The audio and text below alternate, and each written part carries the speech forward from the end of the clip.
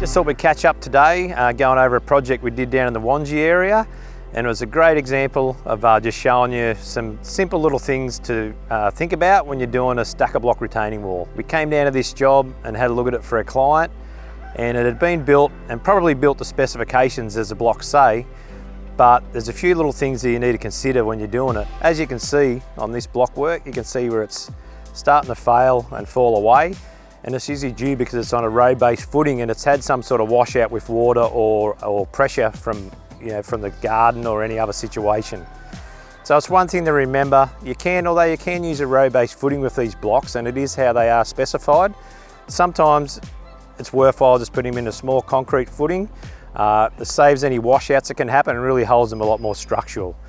So what we've done is we've dismantled these walls. We've put them in a small concrete footing, only about 500 wide, but about 100 mil thick. Doesn't need to be reinforced at this height, but it gives it a much firmer footing and a much better finish, and you won't have to repair these walls again. So it's just a little thing to remember.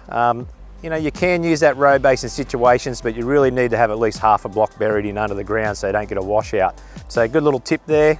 Just have a really good look. The situation, talk to an expert if you need to, but maybe best to put them into a little concrete footing, and just for that security and longevity of your block work.